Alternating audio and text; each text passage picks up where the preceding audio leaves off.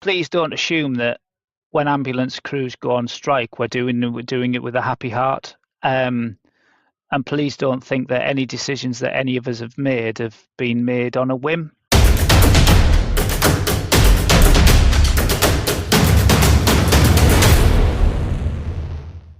Welcome back to the World Extreme Medicine podcast with myself, Owen Walker.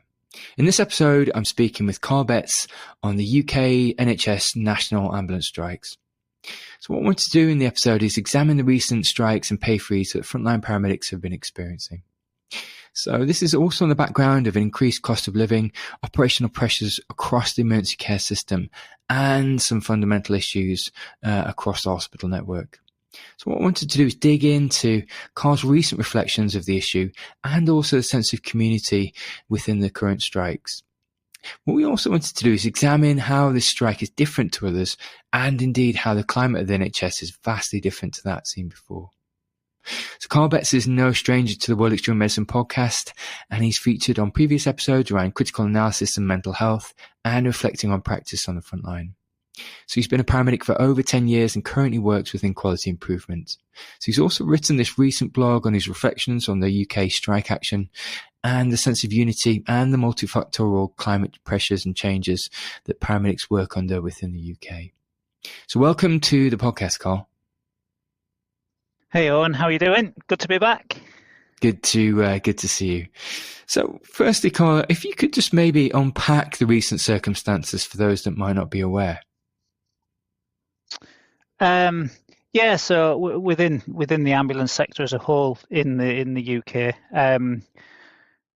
we've been at a state of significant pressure for a long time now. I mean, it started building before COVID, and then COVID came along and obviously added a lot of extra pressure. And then post-COVID, for whatever reason, I don't think anybody really knows specifically why, but fundamentally the multifaceted system of the NHS in the UK is really stretched in every avenue at the moment, and the ambulance sector's feeling that, and we're feeling it for a number of reasons, really, not just because of the pay concerns, but the actual whole system that we work to is struggling, and with them struggles, then you just get increased stress, increased problems with staff welfare, increased problems with morale. And then on top of that, with the cost of living things, that just doesn't help either. So it's not just a simple issue that can be sorted by the click of a finger. This is an issue that's been rumbling away in the background for a long time now. And I think it's now got to a point, not just with the ambulance sector, but with the nurses and with many other health sectors, that we've come to a point now where something needs to give and something needs to change. And how that's going to happen, well, we'll wait and see in the future. But that's how this has really come about. So, Carl, how is this different to other strike actions that have occurred in the UK? So I believe we saw strike actions in the sort of late 20-teens within sort of UK ambulance services. How is this different? From my understanding and from my sort of experience, I can always remember sort of strike action being an issue around the organisation that you're potentially working for. So therefore the strike is against that organisation. Whereas the difficulty with this strike that we're currently undergoing is that this isn't about the frontline crews and our other colleagues within the organisation having a problem with the organisation we work for. This is everybody nationally who's voted for it to actually stand in a unified fashion to try and persuade the government and other political arenas that things need to happen, both financially, potentially, and systematically. So, Carl, just more of a personal question, really, around sort of your personal lineage with the NHS within your family. I understand it runs deep for you. Could you maybe unpack for listeners your sort of personal and/or family history with the NHS? Yeah, so like vast majority of people in the UK who were born over here, I was born in an NHS hospital. My mother was a nurse in that hospital, and she was a nurse until that hospital closed. And then when she retired, she was a nurse for 30 years. At that time, before she retired, I was training to be a paramedic. So NHS our NHS lives have sort of crossed really, and I've never not known the NHS in my life, because it's always been a part of it. Christmases were always a part of it because Mum might be at work in theatre. So with every frontline NHS worker, Christmases and New Year's and birthdays, all of the things that you potentially miss. I grew up potentially missing with Mum, but I also saw that the NHS give my mother an amazing career. It gave us as a family a good, stable income at the end of every month, and it was a really, really worthwhile job that I saw was a worthwhile job, and it's been embedded in me that working in the NHS is a real privilege. And I saw how much my mother enjoyed it for the 30 years that she was there. And I still love working for the NHS now. It's not that I don't love working for the NHS, because I do. But there is systematic problems that have now come to the fore, really. And now they can't just be ignored. They can't just be a quick win, because it's big systematic issues that need to be looked at.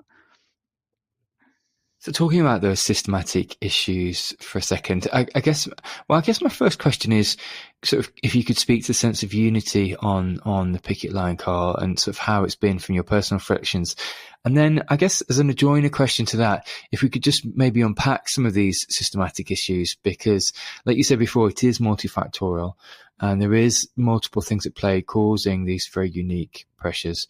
But maybe if you could just speak to the sort of sense of unity you've experienced, and then maybe unpack these pressures.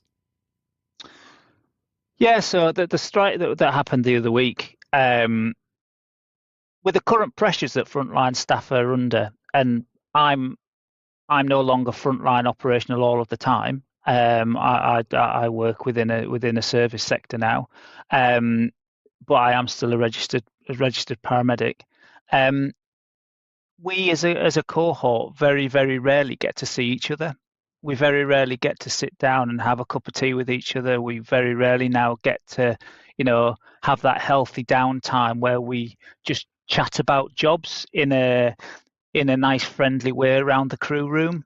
And actually, one thing that I noticed on the strike day was that unity of a group of friends who don't get to see each other really anymore, who did get to see each other for a few hours, all there with a common purpose, but more importantly, none of us really wanting to be there at the same time. Because I think some people may think that choosing to go on strike is the easiest decision to make, and actually, quite a lot of us have had sleepless nights thinking about, should we go on strike or should we not go on strike? And there is another strike coming up in a couple of weeks' time that I'm having a massive moral quandary, a personal moral quandary, where I'm having to do some really deep, soul-searching thinking as to whether I am going to strike, because I'm not sure whether on the second strike, I'm not sure whether I morally feel like I can, even though I think we need to. And it isn't just a black and white, right, everybody out, happy days, we're all on strike, because we all understand there's consequences to these decisions that we're making, and these consequences are our patients potentially. Now, we're not under any illusion that currently the entire NHS system will be causing some potential harm to some of our patients just because of the pressures that everybody in every sector is under. But we don't know any additional harm that going on strike may cause. But then if we don't go on strike and nobody listens to the workforce, then are any changes going to make? And if changes don't make, well, then we are going to carry on potentially harming patients because the entire system is starting to get broken now, like really broken. So yes, there's a lot of unity, but there's also a lot of soul searching because none of us really want to do this. I certainly don't want to do it, and that's why I'm saying I'm in a massive moral quandary about the strike that will be happening in a few weeks' time. So, Carl, let's do a deep dive into the actual issues on the front end, because in your blog, you speak about sort of the deficit in patient care from a very much a multifactorial perspective. Not having the resources released from hospital to get to the patients on the floor, or indeed those waiting for a ambulance with a stroke or otherwise. But that's only one piece of the jigsaw puzzle. Could you maybe just unpack the jigsaw puzzle? Yeah, this is the most complex part of the whole systematic problem at the moment, in the fact that every system and every process that we work with within the NHS either hasn't adapted at pace to an evolving situation, or hasn't had the ability to gain the correct level of funding needed, or the correct level of resource needed to keep pace with the evolving situation. And then what happens is there's knock-on effects to another area of the system. And this is what we're finding, that nobody in any system is purposely trying to cause problems. What they're doing is their absolute best with the systems that they're currently available to work with. Now, if they're doing their absolute best, that's all we can ask. But if the system is broken and we don't fix the system, then nobody is going to gain any benefit from it, especially the patient. Now, if we're stuck at a hospital because we can't hand over, yes, that is the hospital's issue. But actually, if you do the root cause analysis as to, well, okay, why can't ambulances get into the hospital? Well, okay, there's a load of people need to be discharged, but there's no social services beds available, so we can't discharge them. So if you can't discharge them, we can't get any flow through the hospital. And I think the actual community part of the NHS is the absolute key piece of the puzzle with these problems. And I think the political institutions need to put a huge amount of effort into letting these teams know how important they are and how critical they are to the NHS actually functioning.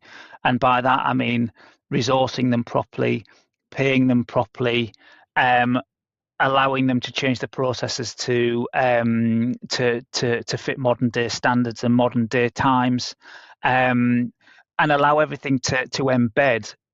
So it's one linear. It's one single. It's one single flow instead of lots of disjointed processes. And that's the problem. What we've got is that no process follows each other. So therefore, what you end up is with these big disjoints, these big disconnects, and these big voids. And actually, what happens with the voids is there's just big holes, and there's nothing to fill them. And that's the problem we've got. I mean, the media can take pictures of lots of ambulances outside of hospital, but that doesn't show the true picture. The true picture is the fact that every aspect of the NHS is struggling, and you've got to work out where is your key factor. And for me, I think the key factor is the community, and I think that area of the system needs a lot of love. and needs a lot of support, and needs to be shown that actually they are the key link, and they need to be made to feel that they're the key link.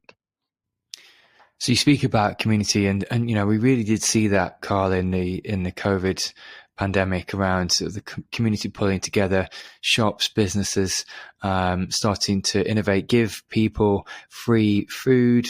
We saw services innovate, so fire and indeed sometimes police were coming to drive the ambulances and indeed work alongside paramedics. So there was just this disparate time of innovation which was forced upon us. And they do say, times of innovation occur during war and or pandemics, during the worst of times.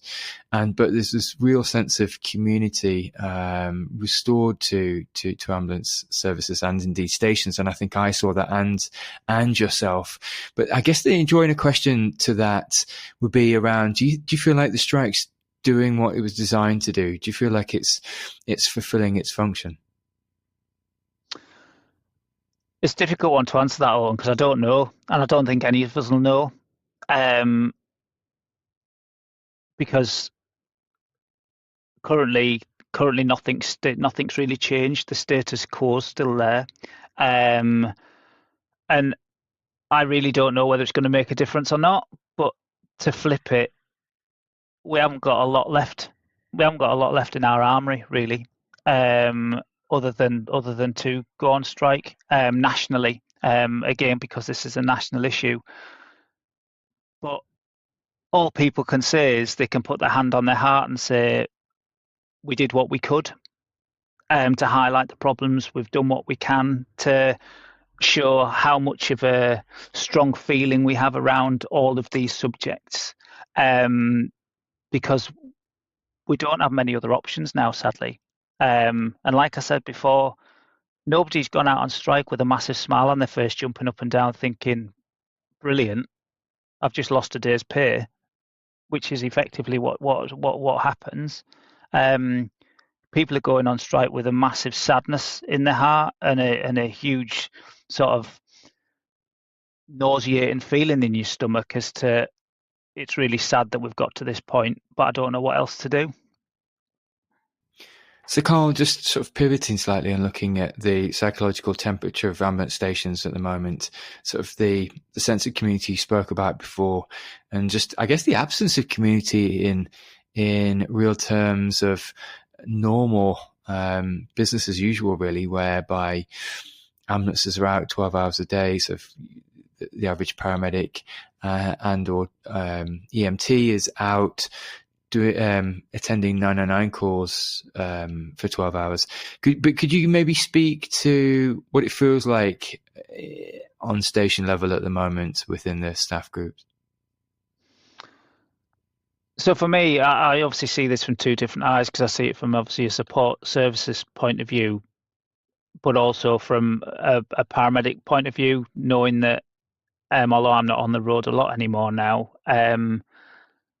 I still know what it feels like, and you can just tell by people's faces and people's mannerisms that everybody's just really tired. Everybody's just worn out and generally fatigued. Because people think if you potentially sat at hospital for 3 or 4 hours, that it's a good laugh and it's where they want to be, but actually, there's a good chance they're sat there for 3 or 4 hours. That means they're late off. That means they've now, again, not seen their son or daughter go to bed and read them their bedtime story, which they should have been if they were off on time. And little things like that have like a huge knock-on effect to your own personal sort of well-being and health. And also, it makes you think, why do you bother? I went to university for 3 years to get a degree or get whatever qualification you did to become a paramedic or do whatever the role you're doing, as in, ECAs or ambulance assistants, one of the most key fundamental players in the ambulance sector. They've chosen to do this job for not a lot of money in the grand scheme of things. And now they're thinking, why do we bother? Because all we do is sit at a hospital for 4 hours. And likewise, you get newly qualified paramedics who just aren't getting exposure to lots of stuff because their 10-hour shift, they've spent a third of it sat at a hospital. And that's less exposure to instance to embed themselves into the role. So I think there's just a general feeling of sadness at the minute that everybody's absolutely flogged and tired and just slightly fed up. And what you can't see is a light at the end of the tunnel, because the system has been slowly breaking as a whole for a long time now, and all we can see is it carrying on breaking. Now, in my role, we're all about, like you suggested, Owen, is in times of hardship you can get a lot of learning and you can potentially get a lot of opportunity. But the problem we've got is people just haven't got the headspace for that opportunity at the moment to make the changes, the small scale changes that could make a difference to organisations. And that's sad in its own right, because people really do care, but they've only got so much to give. And actually, they're already giving nigh on everything they can. And there's not a lot of space left. So potentially we then lose out on opportunities that we could grasp in an improvement setting to make the changes. So, Carl, this is a difficult question to ask. I'm going to ask it anyway, but I'm fully cognizant it's difficult to grapple with. But what do you foresee the midterm future looking like, Carl? Do you see any remediation or indeed reparation of the system? Because as you said before, actually there are systemic system issues, and if the system is fundamentally broken, and that's interconnected systems such as primary care, such as emergency care, such as rehabilitation care, and also there's disparate systems which aren't talking to each other, such as from a technological level and maybe even an institutional level. How do you see it playing out? I think the new ICB, Integrated Care Board and Integrated Care System model that is being utilised over here at the moment could be potentially the game changer if, and it's a big if it's embedded properly. Now, when I say embedded properly, that's a difficult phrase to use because it's really new. So therefore, nobody really knows 100% how it should be getting embedded, I don't think, at the moment. But long time having any services that are connected within that integrated care board all aligned through the integrated care service where everybody's at the table. So if the ambulance service makes a decision about a change they want to make, the people who around the table can then assess it to see if that change will have a negative or positive impact on their service line. And that's something what previously it probably has been done to a certain extent, but not to a level that was meaningful. And I think that is the potential game changer if we can get everybody around the table from all the different sectors that are linked to that integrated care system to discuss and evaluate and plan change within that system, and actually having fresh eyes outside of the care sector or the ambulance sector or the acute trust sector is really good, because with fresh eyes you get fresh ideas and you get sort of the bias taken away. So I'm optimistic from that point of view. In terms of the retention of staff within the NHS, I'm feeling quite fearful of, because, like I made reference to before, the assistants who work on frontline ambulances see all the stuff that paramedics see. They're involved with all the incidents that paramedics see, and I've said it before and I'll carry on saying it, within this line of work, you're only one instant from never doing the job again.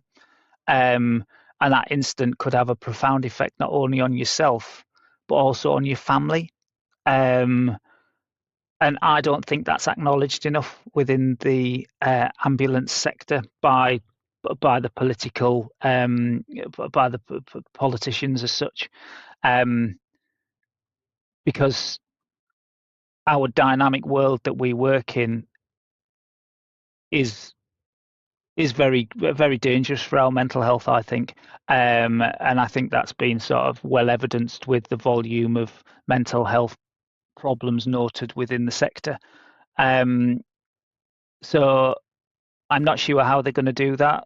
The increase of pay will be a big assistance, especially with all of the financial problems that are going on within the country at the moment, with the recession and inflation through the roof. However, that's really out of our hands, to be honest. We can only say what we would potentially like, knowing that you're probably not going to get it through discussions. But I do think there's room for improvement in terms of the finance that people are given for the work that they do. So yeah, I think it's two stage, that question. One, the financial approach needs looking at, but needs looking at through all parties. And then you've got the actual system approach, which I think is being looked at via the ICB and the ICS, but we'll just have to see how that plays out over the coming 18 months. So, Carl, could you speak to the analogy you made with the Nelson Mandela quote you made in the reflection, which is after climbing a great hill, one finds there are many more hills to climb. And I've thought that was a great quote, actually, and just goes to kind of show that there are so many hidden challenges yet ahead. But could you maybe just unpack that a little more? Yeah, I use that quote, one, because it stayed with me for a long, long time, long before I was in the healthcare setting. But for me, it fits well with the current situation that we're in, because this isn't going to be a single one-hit wonder solve the problem for the NHS. I think we're at a problem now where the whole system is teetering on the brink. And to make these wholesale changes that are going to be needed, that I don't know what they are necessarily, but every one of them changes is a hill, and it's in the future. And as we look into the distance, we want to see a nice, potentially rosy pattern, but I think we also need to be realists. And actually, what we're going to see is a lot of hard work and a lot of toil. But actually, because everybody's passionate about the NHS that we work in and want to see it fundamentally work, people will take up the challenge if they're given the space to do it. And I think this is where we're at now, a massive crossroads, because people know there's lots to do. People know there's lots of things that need to happen, but they need to have the space and the ability and the empowerment to do it, because it's people on the front line, it's people who are actively embedded in service lines who know what the problems are, and it's them who need to be listened to. So, Carl, as we're coming to land on the conversation, are there any final thoughts you'd like to sort of lay out or unpack as we come into close for listeners? I think my final sort of thoughts is, and I've mentioned it before, is please don't assume that when ambulance crews go on strike, we're doing it with a happy heart. And please don't think that any decisions that any of us have been made on a whim.